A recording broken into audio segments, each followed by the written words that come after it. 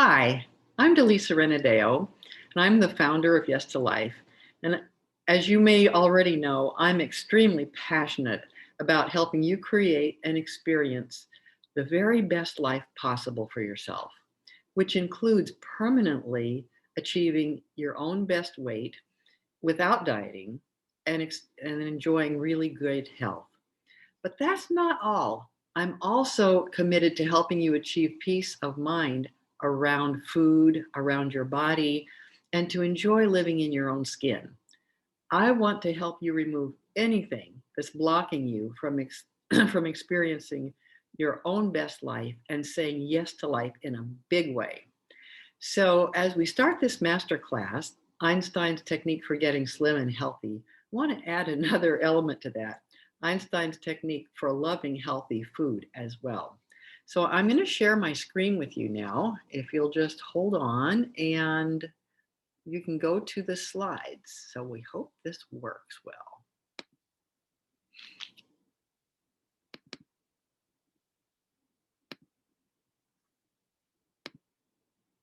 Okay, I think you can see me there. All right, so let's move on ahead. So, what does Einstein have to do with this? I suspect everyone's heard Einstein's quote, "We can't solve a problem with the same way of thinking which created the problem in the first place." Now, sometimes when we hear something over and over, we go, yeah, yeah, yeah, but we don't really think about what it means. What it really means is if we want to solve our problems, we have to learn to think differently. But there's a challenge here because we've discovered that 90 to 95% of our thoughts are unconscious. So, how can we change thinking that we're unconscious of? Well, I'm going to talk about that now. I've begun to see that there's an invisible worldview that is affecting all of us and is programming our culture to get fat and sick. We didn't personally choose this belief system. We absorbed it from our culture. We learned it the same way we learned our language. We picked it up effortlessly from others around us. We were programmed to think the way we think by people who were also programmed this way, as well as by advertising campaigns and media. We're usually no more aware of this underlying program than a fish is aware of the water she's swimming in. If we don't even know the program exists, we're powerless to make a different choice. The more invisible this program is, the more power it has over us. So my goal in this masterclass is to help us recognize these unconscious thought patterns, which is the first step in changing them. And when we change them, then we change our lives. So I'm going to start by telling you what to expect in this webinar. First, I'm going to talk about some of our common thoughts about food and our bodies that cause us problems. I'll also share how some of these thoughts created a nightmare in my own life when I was a young woman. And then I'm going to present a new way of thinking about food and our bodies that's far more empowering. And this is a system of thinking that I call ACT, A-C-T. For the last part of the call, I'll tell you about a program I'm offering that can jumpstart your progress toward a healthy, joyful life where you lose weight permanently, if you need to, without dieting, and experience more feelings of gratitude, appreciation, and abundance in your life rather than deprivation and struggle. And even if you don't have any weight that you need to lose, I want to help you to think differently about food so that you're not attracted to eating foods that are unhealthy for you. Okay, so now let's get started. Like most people on a mission, I've had personal experiences that led me to this. As a very young adult, I struggled with my weight, and I wasn't terribly overweight, only about 15 to 20 pounds, but that was enough to set in motion a whole series of choices and events that ruined my health and my quality of life. I'll tell you more about this story later, but what I'm going to share in this masterclass are the most important things I learned the hard way to completely reverse the struggles with my weight, my health, and my misery around it. Now, I've given this quite a lot of thought as it pertains to the way we think about food, about eating, and about our bodies.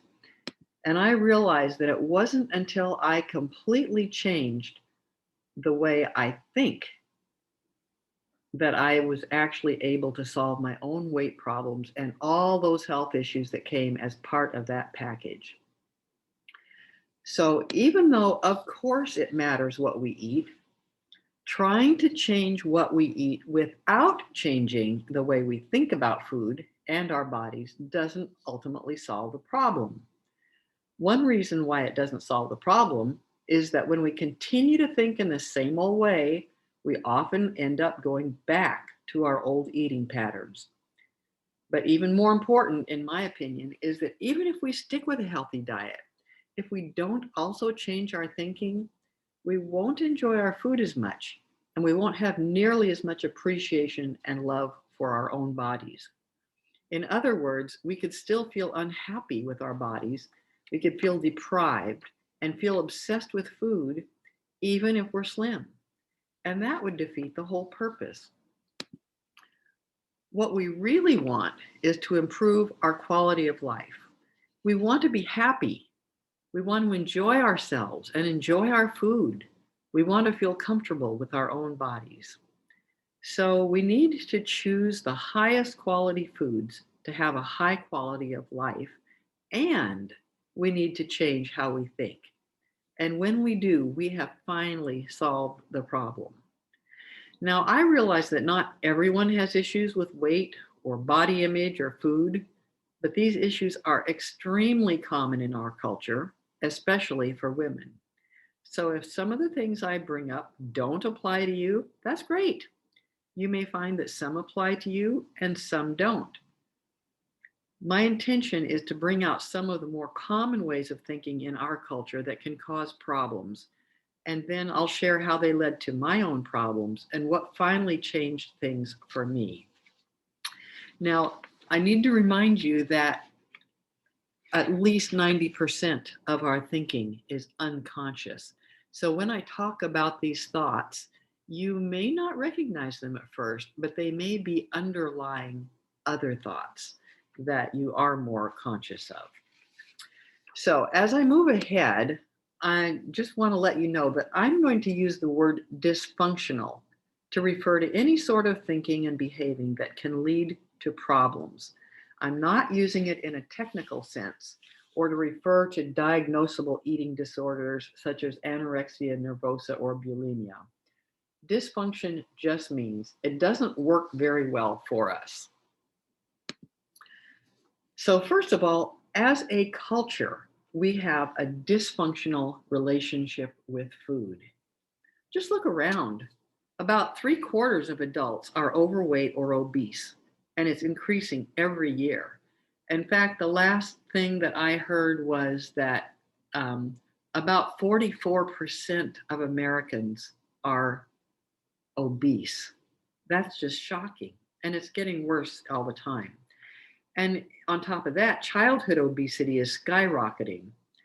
Fast food joints are on every street corner, and in some parts of cities, people don't even have access to real grocery stores with real food in them. They just have fast food and convenience stores. Those places are called food deserts. And then to top it off, our government subsidizes foods that make us sick, meaning that those foods are less expensive, while we pay full price for healthy foods. Food industries have a huge influence on the government's dietary recommendations, and we feed unhealthy foods to kids in our schools.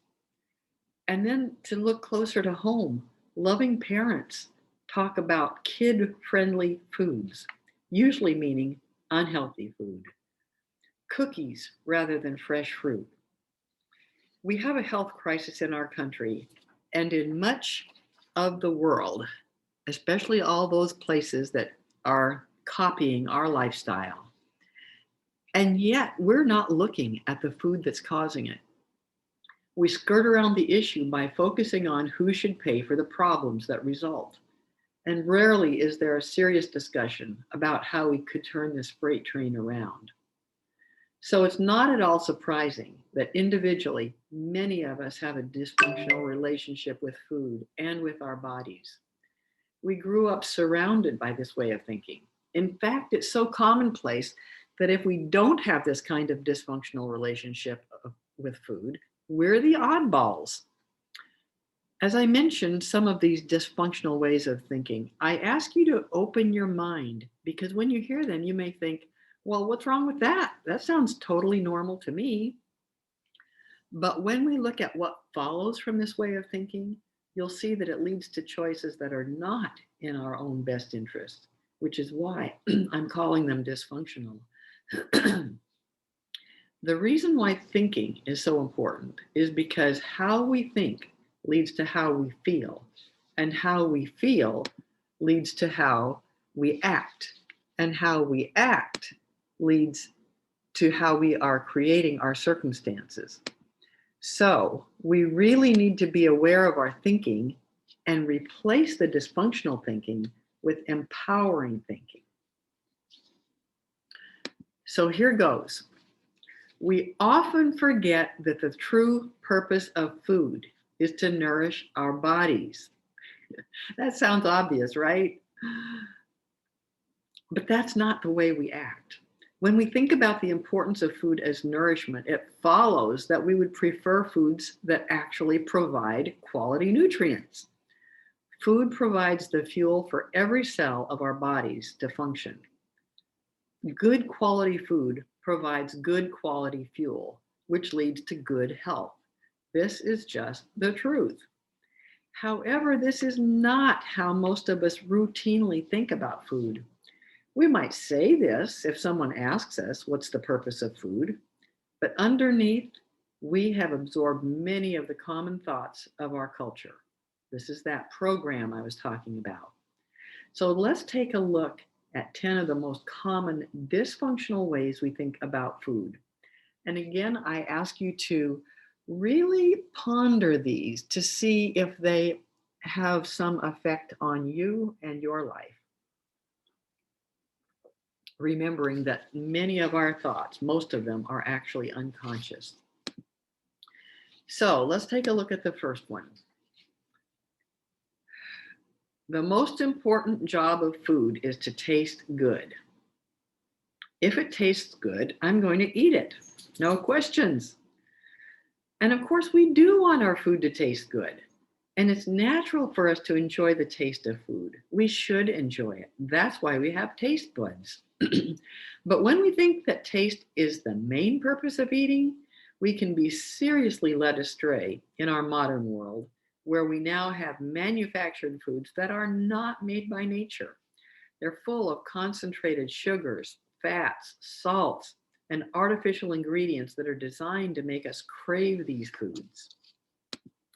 The second one, and it's kind of a corollary to the first, is that healthy food doesn't taste very good. And if I eat healthy food, I won't really enjoy it that much. And then I will feel deprived.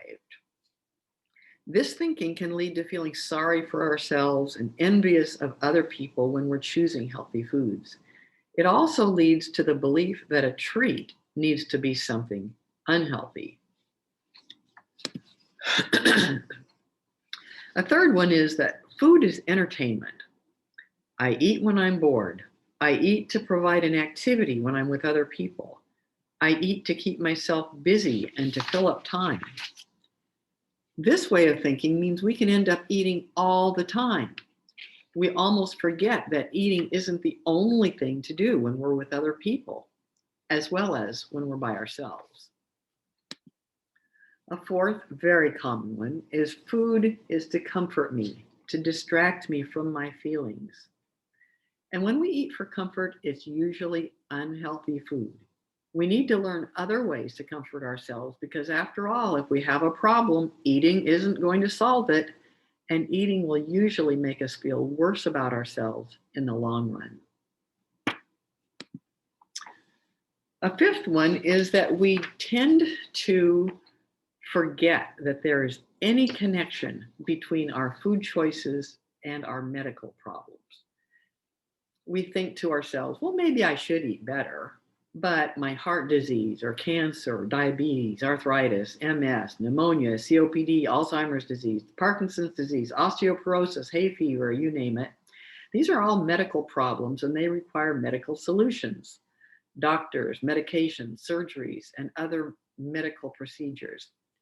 Or we say these diseases run in my family and they don't have anything to do with my diet. Well, I'm going to tell you how much they do have to do with your diet by sharing more about my story with you. So, as I mentioned, I began getting sick in my very early adulthood.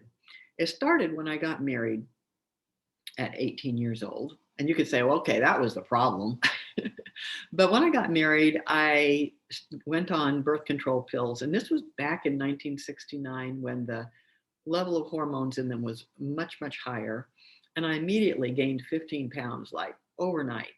And of course, I didn't think about it being related to the pill. I just assumed I'd all of a sudden gotten fat. And so I was pretty horrified by that. And I started trying to do anything I could to lose weight. And I did a lot of stupid things, which I'll tell you about more later. But the end result is that I had a very unhealthy lifestyle, which led to all kinds of serious chronic health problems. It started when I was 20 years old. I woke up one morning with this blinding pain in my eye. And I found out when I got to the doctor a couple of days later, because I wasn't in an area where there were doctors nearby, that this was called iritis, which is an inflammation in my eye, and it's not an infection, so antibiotics don't help. And he said, you've got a forest fire raging in your eye, and we'll do our best to put it out with these powerful steroid drugs. But even if we get it taken care of this time, it's going to come back again and again. It's a chronic problem, and you will probably go blind. Well, you can just imagine what it's like to be 20 years old, being told that you'll probably go blind. The good news is that after a few months of the steroid treatment, that inflammation did go away. But then I was living in fear all the time. When is it going to come back? How much longer will I be able to see? And then about a year later, I woke up to some other pain in my body, in my hip. I had arthritis in my hip.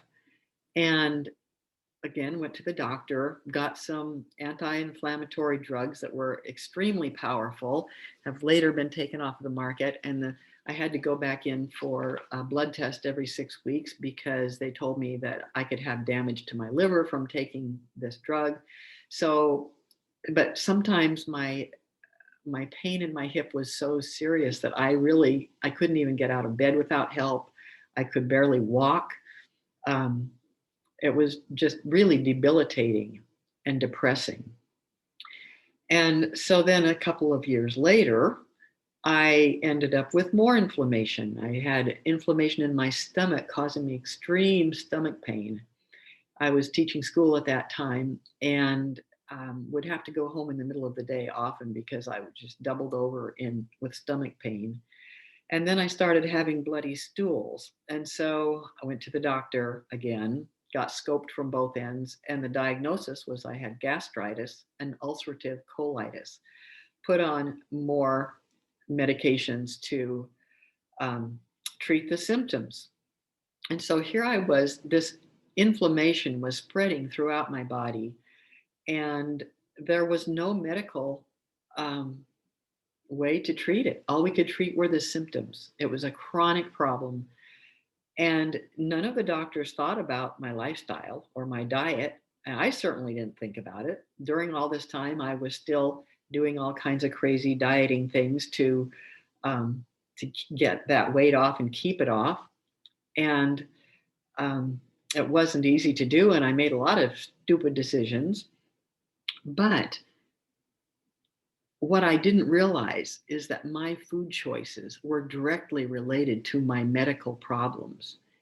And it wasn't until I made a different choice that I was able to solve that problem. But let's go on to some other dysfunctional ways we think about food. This is one that you might probably don't think of it this way, but I eat to make other people happy. This one is super common. This shows up when we eat something because somebody offers it to us, even though we may not be hungry or it's an unhealthy food that we're avoiding. And people think, well, it would be rude to turn down food if somebody is making it for me or offering it to me. But let's look at this from another perspective. If you are a non-smoker and someone offers you a cigarette, would you feel compelled to smoke it? 40 years ago, you might, but I doubt you would now. So I consider this one of the very common dysfunctional ways that we think about food. Let's move on. This is a very common one that we do recognize, and that is that I've got to eat everything on my plate because I don't want to waste food. And I agree that we don't want to waste food, but let's look at what happens to this. If we put that food in our mouth and then it gets stored on our bodies as fat, or it contributes to health problems, is that not a waste also? Another waste of food is when we take whole healthy food and then we turn it into processed junk food. That's a real waste. And choosing not to eat that food isn't a waste. It's just smart. Here's another one. If I'm not overweight, I can eat all the cakes, candy, and fries that I want. My metabolism can handle it. Well, what's wrong with this thinking? It forgets that food is meant to nourish our bodies. It's not just about our weight. So we can have health issues on the inside, even if we're not overweight.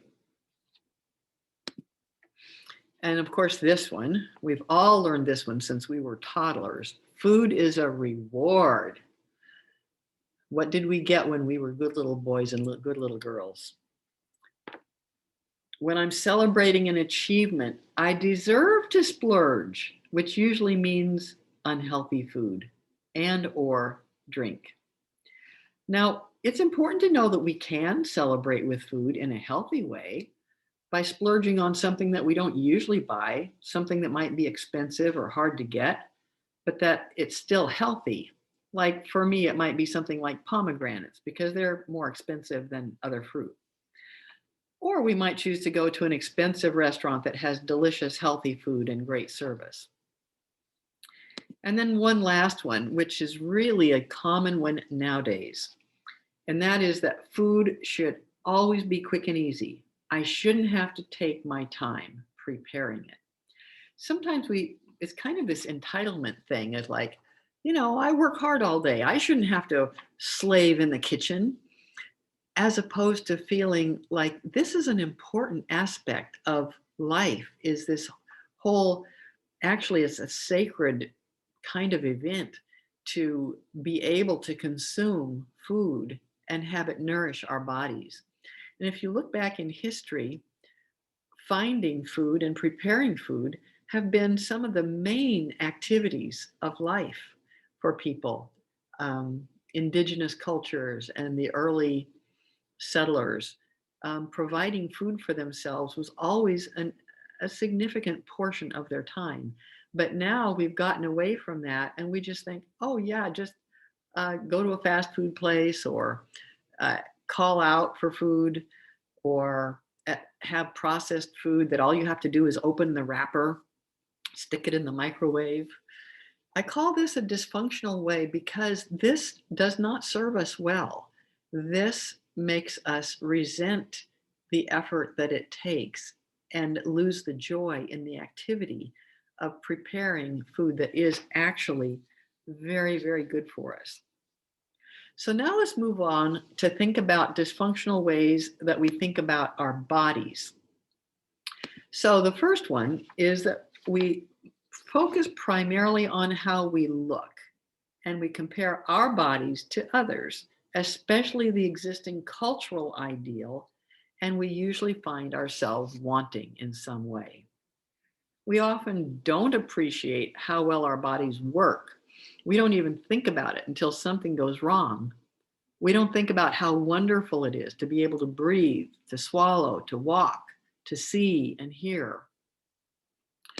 And because we think primarily about our looks, most of our weight loss efforts are focused almost exclusively on just getting rid of the extra weight and not on how the diet will affect our health. So this also ties in with our thinking that what we eat is separate from our health. So we don't really consider that the Atkins type diets will increase our risk of heart disease, cancer, diabetes, dementia, osteoporosis, and all sorts of inflammatory processes. If we do think about it at all, it seems less important than just getting rid of the extra weight in time for the wedding, the class reunion, or our vacation to Hawaii. So I'm going to share now some of the super unhealthy ways I tried to lose weight, not realizing that it would cause health problems. At one point, I decided, well, I'll just eat every other day because obviously then I would lose weight. Well, I did lose a little weight, but what I ate on the days that I was eating was not, I'm sorry, I got a frog here. I wasn't eating healthy food on the day that I was eating. I can remember eating hot dogs. And like, is there anything that's less real food than a hot dog? But I tried all kinds of things. I remember toward the end of this long episode, about 5 years or so, I went through a period of 3 weeks where I ate nothing but boiled eggs. I didn't even like boiled eggs. But the reason I did that was because I had read that it requires more calories. We burn more calories digesting a boiled egg than we do, than we get from the egg. So that's all I ate for 3 weeks. And I remember just feeling revulsion at the thought of putting another boiled egg in my mouth. But did I lose weight? I did lose weight, but I lost weight at a great cost. I lost my health. I lost my sanity basically because I was doing these insane things, which I'll talk about more later. So let's look at another dysfunctional way we think about our bodies. We think it's the doctor's job to look after our health and to keep us healthy. And we tell ourselves, as long as I take my medications to control my blood pressure or my cholesterol or my diabetes, whatever it is, I'm fine. I don't need to do anything else. So let me tell you a story about one of my mother's caregivers. I'll call her Linda. She was telling me about some things that she and her husband were doing. And I asked her if her husband was in good health. And she said, oh, yes, he's fine. He's had heart bypass surgery and high cholesterol and diabetes, but he just takes his medicine and he's fine. And they were both in their early 50s. Well, when I think about that, do I think he was fine? Absolutely not. But he had turned his health over to his doctor and was doing what the doctor said to do. And if he was still alive, but was he healthy? No.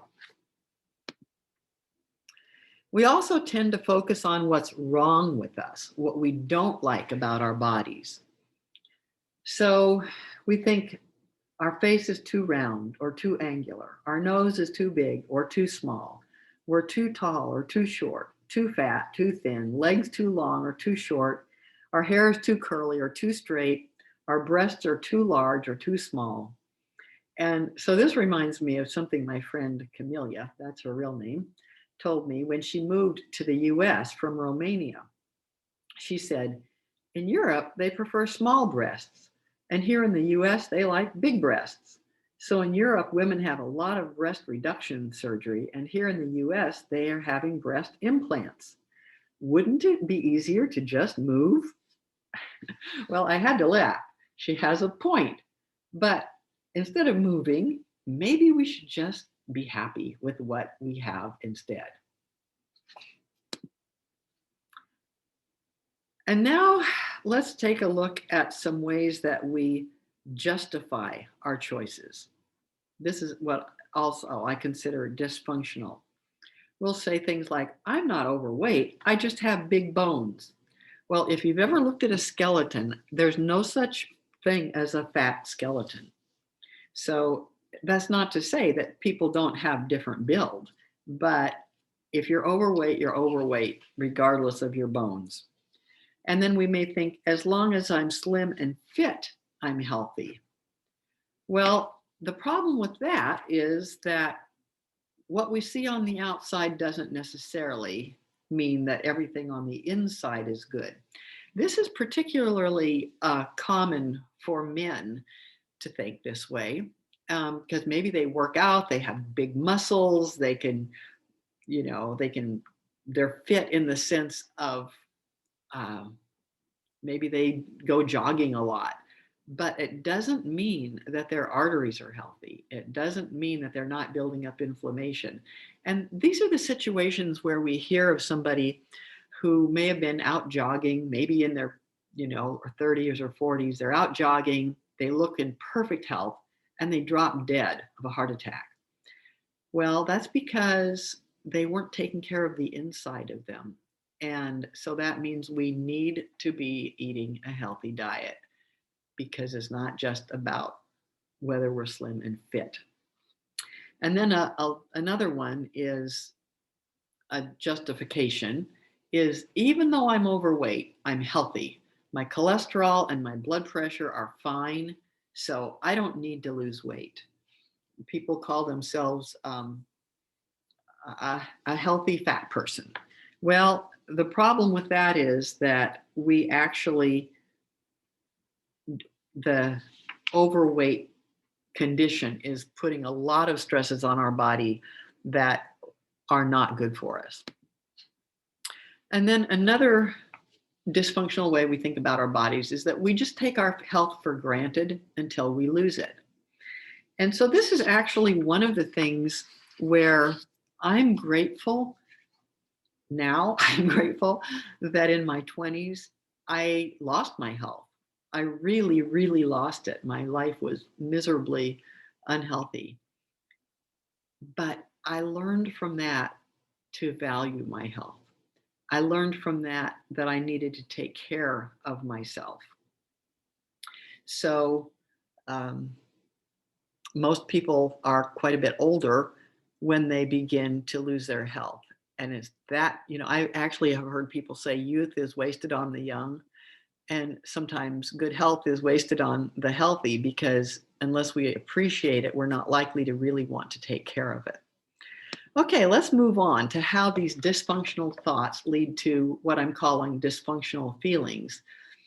When I say dysfunctional feelings, it doesn't mean you're wrong to feel this way. It just means that we're experiencing pain needlessly because of those dysfunctional thoughts. So let's take a look at those. We may hate how we look and even give ourselves messages like, I hate my thighs, or I hate my whatever it is. That's not a happy way to be. We also may feel disgusted and ashamed and embarrassed about our bodies. We may avoid wearing certain clothes like shorts or sleeveless tops, even though we're hot and they'd make us more comfortable. We might avoid doing activities like going to the beach or going swimming. We may avoid intimacy. So that's really, those are feelings that are really hurting our quality of life. And then we can often have guilt around food. And I've heard people say, I feel guilty about eating anything. And so then we have a vicious cycle going here. We may eat when we're feeling upset or stressed or sad, but then we feel guilty. That makes us feel so bad that we want to eat more to distract us from the unpleasant guilt feelings. Or we may just generalize and feel guilty anytime we eat anything. Another pain that people often feel is we may feel scared because our lives, our eating, and our health all seem so out of control. Sometimes we can see what we're doing isn't working. We can project out into the future and see that things are going to get worse if we don't change them. But if we don't know what to do to change them, it just feels scary. Now, fear may be a good motivator to get us to take action, but it doesn't have staying power. We need to find something deeper that can carry us, which I'll share with you in a few minutes. And then a last one, which is so sad. We may feel very alone in our private misery, just putting on a happy face or just avoiding people. And this is truly one of the saddest things to me. So many people are suffering the same kinds of feelings and yet feeling so alone and isolated. We do so much better when we reach out to ask for the support we need and to provide support to other people. Now let's take a look at some dysfunctional thoughts that are common about losing weight. People will think all that matters is losing weight. I'll do anything to lose weight. This leads to terrible, unhealthy diets like mine, bariatric surgery where you get parts of your stomach or your intestines removed, taking drugs or hormones that have terrible, serious health consequences. And I didn't do the surgery or drugs, but I certainly did the unhealthy diets. And then another dysfunctional thought is that after I lose the weight, then I'll be able to go back to eating the way I want to. And of course, we know what that does. That leads to yo-yo dieting. Another real common one is if I just read the latest diet book or I go on the latest popular diet, this time it will work. I've read that there have been over 2,500 diets promoted in the last 70 years. Diets are big business. People spend lots of money on diets, and unfortunately, it's usually wasted money. In the great majority of cases, diets don't work for a variety of reasons. We need to stop dieting and to eat foods that support our optimal health and adopt healthy ways of thinking to make these choices easier and to get the support we need. And then one more I want to mention is this belief that I just need more exercise. If I go to the gym and work out, then I'll be able to eat anything I want. Well, exercise is great. It's an important part of a healthy lifestyle. It supports our health in a lot of ways, but it's a hard way to lose weight. We really need to eat the right foods as well as getting good exercise if we want to lose weight and be healthy. I remember looking up how many calories we burn at certain activities and discovering that you would have to work out hard for an hour and a half to burn up the calories in one chocolate chip cookie. So just imagine you'd be doing nothing but exercising all the time to try to actually be able to eat all that junk food that you want. Not a possibility. Okay, so now let's look at the dysfunctional thinking that results from dieting. And in my mind, it's a form of craziness. It was for me.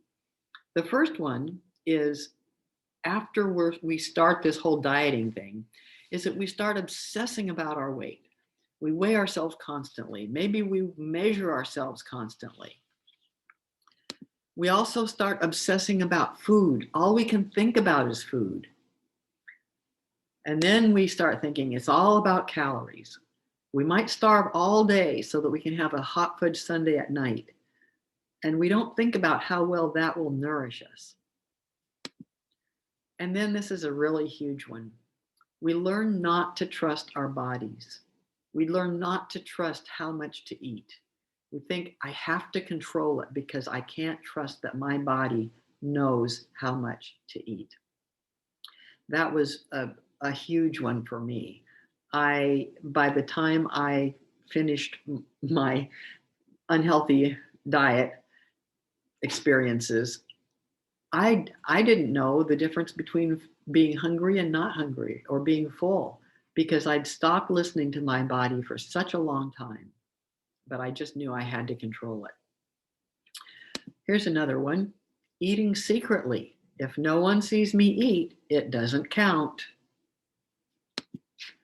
And then this belief that I'm a weak person. I have no willpower. Well, this is not true. Diets are actually working against you. Sorry. Hey. Here. Real life intrudes.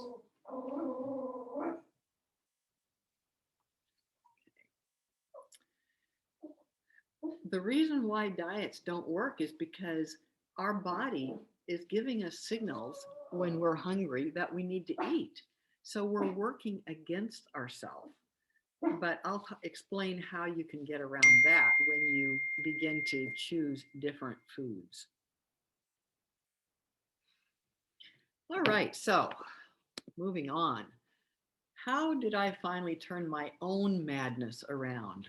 And I really consider it like almost a form of insanity to eat the way I did. So the lowest point in my life was probably my 26th birthday. I felt old, I felt tired, and I was hopeless. This is when I had recently been diagnosed with the gastritis and the ulcerative colitis. And you add that on to the arthritis and the fear of the iritis coming back. The only future I felt I had to look forward to was being blind and crippled and in pain. And who wants that kind of future? Certainly I didn't. But not too long after that day, an angel must have come and sat on my shoulder because out of the clear blue, a thought came to me. This craziness has to stop. I'm going to stop trying to force my body to be a certain size and just start trying to eat to get healthy. So finally, I stopped dieting and did my best to eat for health. This was definitely one of the most significant moments in my life. This aha moment was a huge shift in my thinking. And I can't really explain it. It happened all at once. So many of those dysfunctional thoughts were just gone. And the feelings and the unhealthy eating behaviors that went with them were also gone. And I saw everything with new eyes.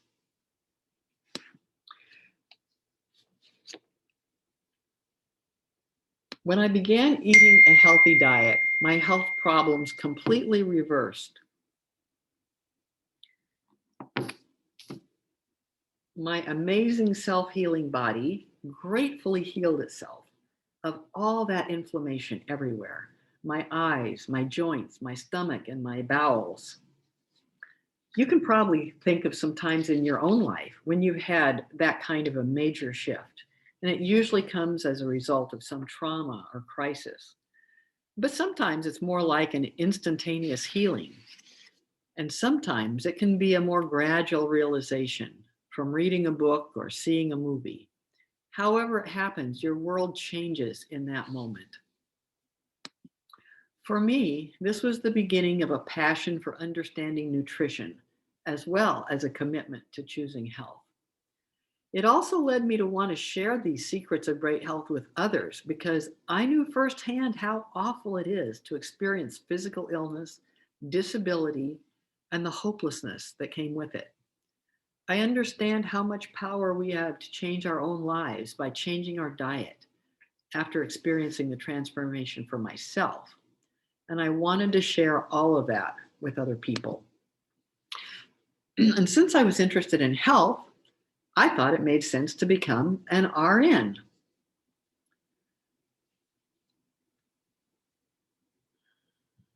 But what I discovered, this was about 40 years ago, I thought that would provide me an opportunity to help people get healthy. But my nursing career was short-lived because I discovered it was less about helping people get healthy and more about treating people's symptoms and helping them to be more comfortable while they're sick. Now, there's obvious value to that, but it wasn't how I wanted to contribute to the world. I wanted to help people be healthy and not need to be getting nursing care. And I wanted them to be happy as well so that they could feel a big yes to life.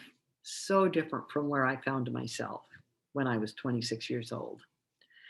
So I moved on and I continued my personal study of nutrition and decided my focus needed to be on prevention and holistic health. True health involves body, mind, and spirit. So my studies expanded to include all of these aspects of ourselves. My study of nutrition finally led me to the research showing that a plant-based diet provides the healthiest nutrition for humans. That's what our bodies are designed to eat. And when we eat as we're designed to eat, our bodies respond quickly and positively. So here's another powerful quote from Einstein. Nothing will benefit human health and increase the chances for survival of life on Earth as much as the evolution to a vegetarian diet. Our bodies are actually designed to be slim and healthy. We have all sorts of built-in mechanisms to protect us from harm. We call that our immune system, and to heal us if we do get sick or injured. But when we don't provide the right conditions for our bodies to function properly, the right fuel, the right nutrients, the right thinking, problems come up. And these problems are what we call diseases. But when we stop damaging ourselves with the wrong food and we start providing the right food to nourish us well, our bodies automatically begin to correct these problems. I learned this in great detail from Cornell University, where I earned a certificate in plant-based nutrition. So let me tell you about the albatross. Have you heard of Midway Atoll in the North Pacific Ocean? This is a place where the albatross go for breeding. There's a tragedy happening there. This is a remote atoll. It's located about 1,200 miles northwest of Honolulu, and it's the breeding ground for these albatrosses.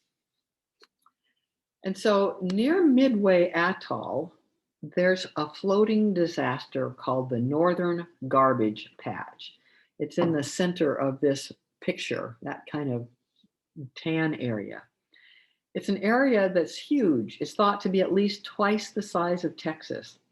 And it's where the ocean currents are circling around from all the different continents, and they're bringing plastic debris and concentrating it there. Most of the plastic has broken down into tiny particles, which are then ingested by algae eaters, which then enters the food chain. But the larger plastic debris is also present. Things like bottle caps, lighters, pens, piece of broken toys. And then the albatross feed in these waters, and they're fooled by the colorful, shiny plastic into thinking it's food.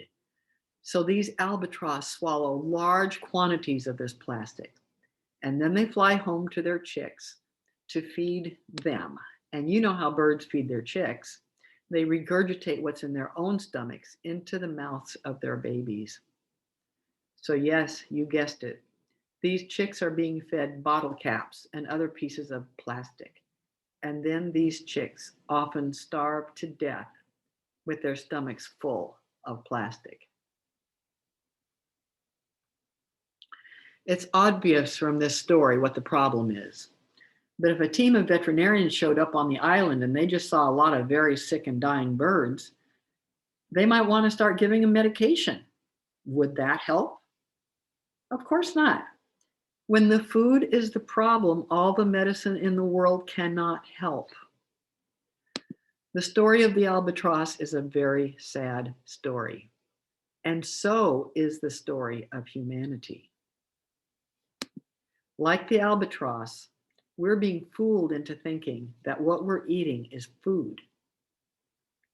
But processed, manufactured food with the nutrients removed and all sorts of chemicals added isn't really food. Animal products also aren't the right food for us. True carnivores like lions and even our small house cats thrive on meat, but humans don't. The China study, which is the largest epidemiological study ever conducted on human nutrition, shows us that the more animal products we eat, the more likely we are to suffer and die from cardiovascular disease, stroke, Alzheimer's disease, cancer, diabetes, digestive problems, osteoporosis, inflammatory diseases, and even COPD or emphysema. So what are we eating now, we Americans and people who eat like Americans? This pie chart is created from USDA data in 2014. I'd like to get something more recent, but I can tell you that the picture is not getting better. This blue part, 57%, is refined and processed foods. The green is animal products, meat, dairy, fish, and eggs. And the yellowish is fruit, vegetables, beans, whole grains, nuts, and seeds. In other words, the part that we're meant to be eating. However, of that 11%, about half of that is potatoes in the form of French fries and potato chips. So that means only about 5% of American diets is really made from whole unprocessed plant foods, a tiny percentage. So you can see from this why we are not healthy, why we are overweight and sick. Like the albatross, we can be starving while our stomachs are full. Another way I've heard this described is that Americans and people who eat like Americans are overweight but underfed. Overweight but undernourished. Unless we're actually consuming whole plant foods with their nutrients intact, we are not being well nourished and we won't experience the best of health. So for our self-healing bodies to flourish, we need to stop eating the things that actually harm us, meaning animal products and processed foods. And we need to replace them with the foods that provide optimal nutrients for humans, meaning whole plant foods. Unfortunately, in our culture, it's the rare medical professional who understands the importance of food. That's not what they're taught. Their medical education is focused on the use of pharmaceuticals and procedures rather than on supporting our naturally self-healing bodies through good nutrition. I have to go back for a moment to my personal story. When I got healed from all those inflammatory processes, it was when I was not going to the doctor. It was when I just decided if I was going to be healthy, I had to help myself. And I didn't know what to do, but I knew that my food was not going well. And so when I changed my food, my amazing self-healing body healed. Now, that doesn't mean there's not a place for modern medicine. If we're in a car accident, our medical system is fabulous at patching us back up so that we can then heal. But when it comes to all the chronic diseases that cause us so much suffering and death in our culture, the current medical model just doesn't have the understanding and tools to help us. Not yet, although there is some positive change in that direction. But in the meantime, each of us can easily take steps to correct a huge proportion of our own health problems. And we can do that starting with our very next meal.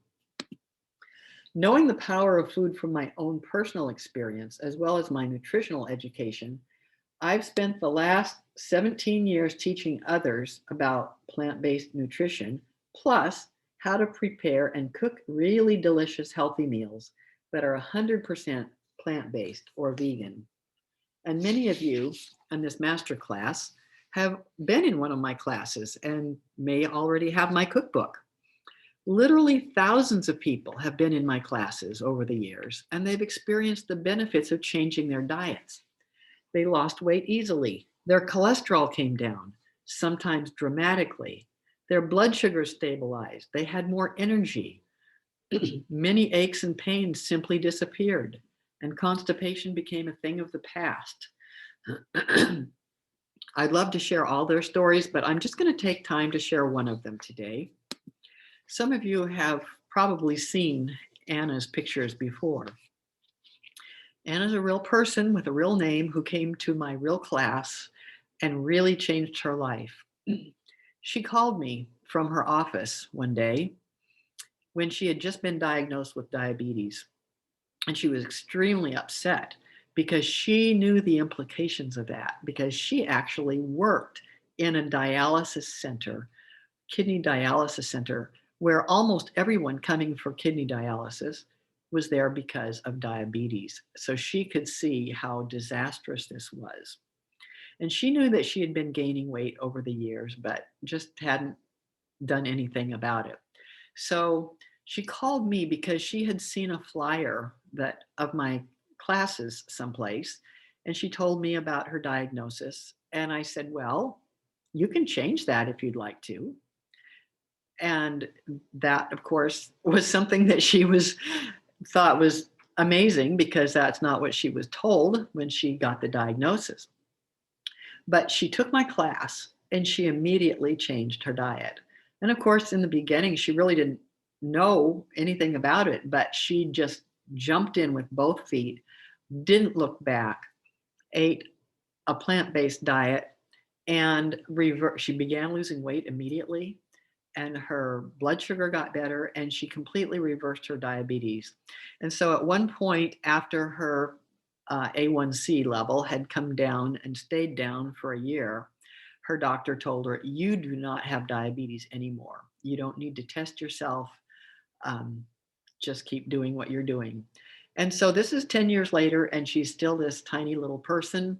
She lost 70 pounds. She went from 174 to 104. And she's only 5 feet tall, or 5'1", something like that. So it can be done. 10 years later, she's still diabetes free and slim. And just imagine what her life would be now if she had not made that change. Okay, so learning what to eat and how to prepare it is the easy part. Now, I know that when people are first getting started, they don't believe that. They think that's going to be hard. But learning what to eat and how to prepare it is what people learn in my cooking classes all the time. But for many people, it's not enough. Although many, many people over the years have lost weight and reversed a lot of their health problems when they adopted a healthy plant-based diet, all while enjoying healthy food, I discovered there was another problem. And the problem was with making these dietary changes permanent. Some people did make permanent changes in their diet, like Anna, but others did not. Over time, they found themselves going back to many of their old patterns. Remember their old programming? Why did they do that? Well, they didn't quit eating their healthy diet because they didn't feel well. They told me they'd never felt better. They didn't quit because they felt hungry on a plant-based diet. They told me they were very satisfied. They didn't quit because they didn't like the food. Most of them love the food. So if we know a plant-based diet is nutritionally superior, and we know how to prepare it in tasty ways, and we've discovered that we really enjoy the food and that we're not hungry all the time, and we feel better than we've ever felt before, why would we not stick with it? It's not logical, is it? That's right. It's not about logic. It involves things in our lives that are much deeper than logic. We come up against all our old patterns and habits. It's that program that we talked about earlier. We have been programmed to eat the way we eat and to feel the way we feel about food. We come up against family and cultural traditions. And we come up against our own dysfunctional ways of thinking that we didn't change. We may have changed our diet, but we didn't change our dysfunctional ways of thinking and acting that create blocks that are really hard to get through by ourselves. Let me see my.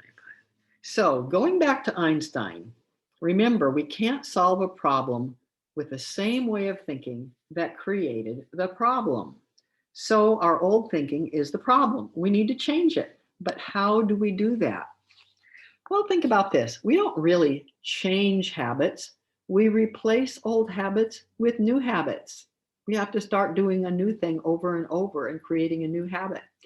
We can't really change our way of thinking either. We need to replace our old thinking with new thinking.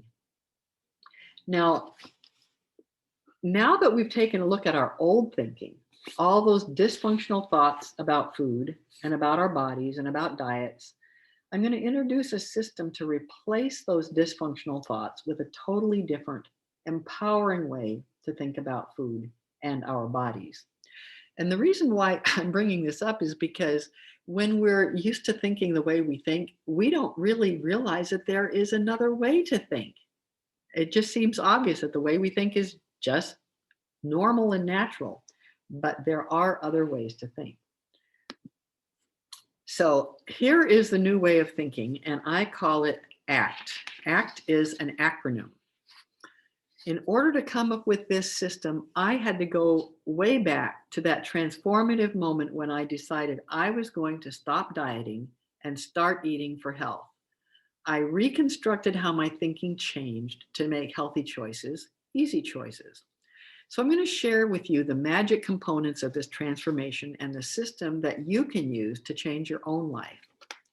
So let's look at ACT. This is an acronym, and A is to appreciate your amazing body. And that's very different from being critical or afraid of our body. The C is to become conscious of what your body needs and then commit to providing it. And the T is to trust that your amazing body is designed right, that it can heal itself, that it can regulate itself, and then just to gratefully accept the transformation of your life as you choose to act. Now, ACT is a totally different way to think about our bodies. When we consciously appreciate our bodies instead of being automatically critical of them, we're creating a completely different energy, a different environment for our body. When we appreciate our amazing bodies, we're then coming from a place of love instead of criticism. And when we feel love for our bodies, we have a completely different experience of ourselves and our life. It requires a conscious effort on our part to replace our old critical thinking with new appreciative and loving thinking. And we won't be perfect. We don't have to be perfect. But the more we can stay in that energy, the happier we'll feel and the easier it will be to make healthy choices. The C of ACT is primarily about becoming educated about what your body needs and keeping it fresh in your mind in order to strengthen your commitment to provide the food that will support your self-healing body. If you don't know what foods support your body best, you won't be able to choose it. And becoming conscious of what our bodies need, learning what foods best support our amazing bodies, and committing to providing this food out of love is a totally different way of thinking than what we're used to. Now it's not about, I should eat better. We actually want to eat better. It's an act of love. And just like you probably feel really good about providing healthy food for a dog or a cat that you love, you'll feel good about providing healthy food for yourself as well. And then eating unhealthy food, eating junk food, processed and manufactured food, and animal products will no longer seem so attractive because we'll perceive them differently. Instead of a treat, we'll just see them as low quality, something that's disrespectful and unworthy of ourselves. And then trusting our bodies, trusting that we're designed to be healthy, trusting that our body knows what to eat, and when to stop eating. This is a big step, especially for people who've dieted a lot. It can take some practice to learn to trust our bodies again, but we can do it. This was the hardest part for me. I totally did not trust my body. I was at the point when I made the choice to change how I ate and to stop dieting, is that I had to accept the fact that my body might not be the size that I wanted it to be. I might be heavier than I wanted to be, but I had to just accept that as a possibility so that I could let go of trying to control it.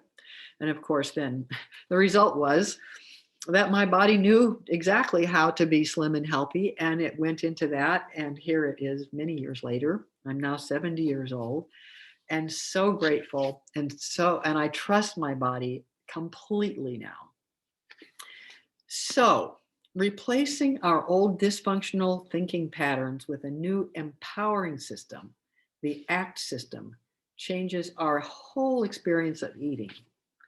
It changes how we think about ourselves. It changes how we think about food. And by changing how we think, it changes how we feel, which changes how we act. It brings so much more joy into our lives as we live from a place of wonder and gratitude. It can truly change your life as it has changed mine. Now, I'm going to show you a little table where we kind of compare the dieting mentality with the ACT mentality. So, in dieting, the dieting mentality is all about deprivation, what I can't eat and not liking that I can't eat it. Where with ACT, we experience an abundance of wonderful, healthy foods that we enjoy eating. The dieting mentality is often experiencing hunger, whereas the ACT mentality, we're experiencing a lot of satisfaction. The dieting mentality has much guilt in it. The ACT mentality is all about enjoyment. Dieting mentality is fearful. The ACT mentality is about love, loving ourselves, loving our food, loving our life. There's hopelessness in that repeated cycle of trying to lose weight, losing some, gaining it back, losing, gaining it back, thinking that we'll never be able to eat the foods that we really want to eat. And then with ACT, it's a sense of empowerment. We know how to provide the delicious, healthy foods that our body thrives on. And the old system, we just can't sustain it. That's where the willpower is. But in the ACT system, it doesn't require willpower. We're doing what we enjoy doing, so we can easily sustain it. The things that you love to do are easy to do. The dieting mentality is working against our body's natural systems. We're working against our own hunger signals. We're working against our desire to eat. The ACT system, we're actually working with our body's natural systems. Our body knows how to be healthy. It knows how to regulate its appetite, and it works when we give it the right materials. And the dieting mentality often requires meal replacements, special foods, or supplements. And in the ACT mentality, we just eat regular, easily obtained food. So I promised you in the beginning that I would let you know about a program that I've created to help you change your thinking and change your life. This is where I show you how I can provide support that you need to replace your old ways of thinking and old habits with new empowering thoughts and habits. And I call this the Act Boldly program. So let me tell you about this program. The whole purpose of this is to help you create the health and the life that you want. So Act Boldly is a comprehensive program that provides ongoing support for 6 full months for you to heal your relationship with food and your body. Basically, it helps you change your thinking so that you can change your actions more easily.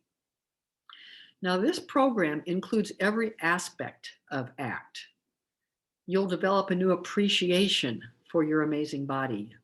You'll learn to love yourself more and enjoy living in your own skin. You'll get all the information that you need to be fully conscious of what your amazing body needs.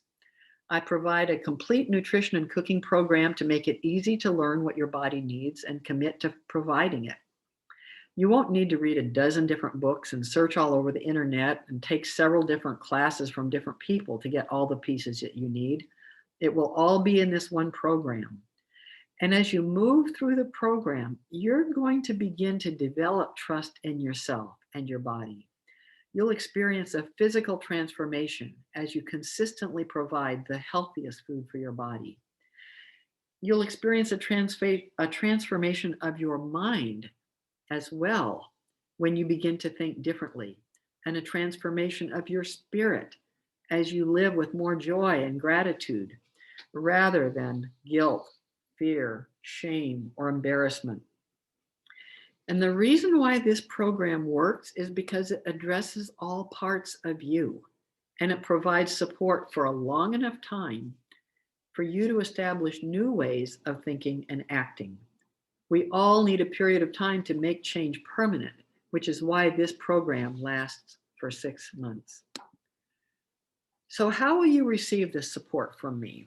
Well, first of all, you'll be given lifetime access to my complete online video nutrition and cooking program. Some of you have this program already. And you need this information because it's necessary so that you can understand which foods support your optimal health and which foods to avoid. This course also includes over 30 cooking videos to help you learn how to prepare these healthy foods in delicious ways. You'll also receive a weekly online video from me every week for 6 months that provides education, motivation, and inspiration on a variety of different topics that help you stay focused on your path to transformation. These videos will address you in your wholeness, body, mind, and spirit. And these videos are not about nutrition and cooking. They're not really about food, except when it comes to how to incorporate it into your lifestyle. And along with these videos, you get a printed manuscript and an audio version of this video to make it easy to access it in any way that you want. And I also include action steps for you to take to really move along through the program.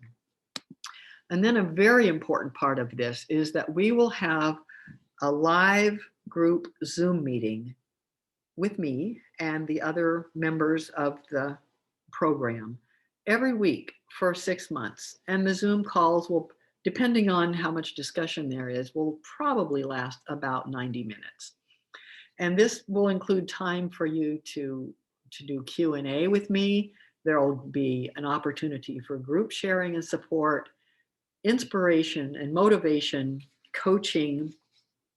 You'll just have a chance to be part of the energy of the group, and the other members in the group will be your Act Boldly buddies. So this adds a great deal of additional support for each person. And each of these calls will be recorded, so if you're not able to make it to the call, you can listen to the recording later, although of course it's best if you can be there live. And it's all of these aspects of Act Boldly offered together that make this program unique. I don't know of any other like it that provides the plant-based nutrition and cooking videos, plus weekly videos to support your personal transformation, and weekly access to me on the group calls, and the social support of your Act Boldly buddies. We don't have to continue to struggle with our weight and health issues. We don't have to just sit back and hope that we don't get sick. We can act boldly to take charge of our own health. Now, obviously, I can't make any guarantees that you will have a complete reversal of any health problems that you may have.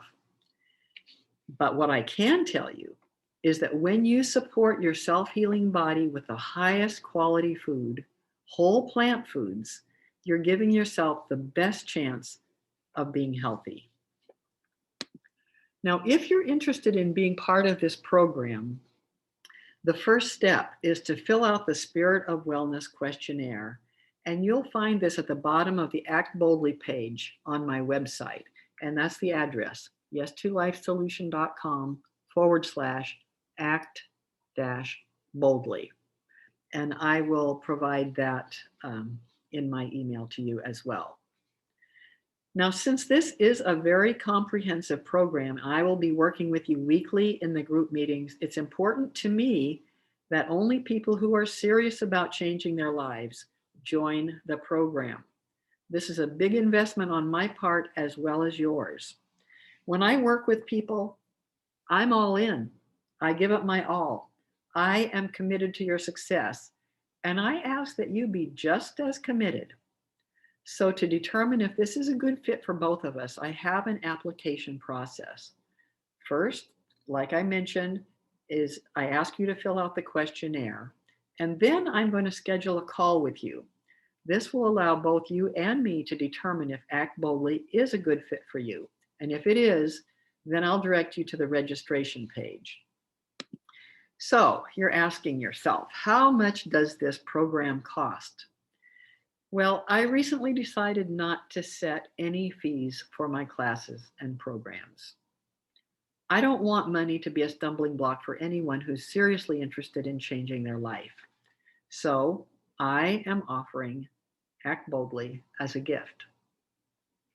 In the gift economy, people often choose to reciprocate with a gift, but whether and how much they choose to give is up to them.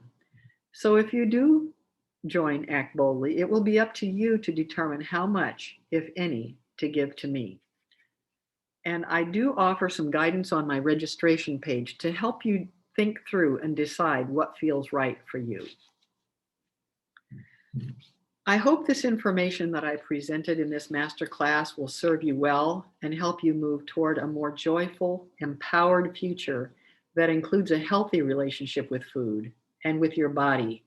And as you choose to act, your self-healing and self-regulating body will find its own healthy weight and vibrant health. If it turns out that Act Boldly is a good fit for you, I'll be excited to provide the support that will help you transform your life over these next 6 months. And if you don't choose to work with me at this time, I hope the information that you receive today will support you to make any changes in your thinking and your habits that will help you to say yes to life in a big way. So let me stop sharing my screen so I can come back to see you. So thank you very much for spending your time with me on this for this masterclass. And I will be sending out the email with a replay so that you can watch it again if you'd like. And also it will include the link in this email to the webpage, the yes2lifesolution.com/act-boldly webpage, where you can have access to the questionnaire if this is something that you would like to pursue with me. So thanks again for joining me. And I wish you a blessed life where you can say yes to your life in a very big way.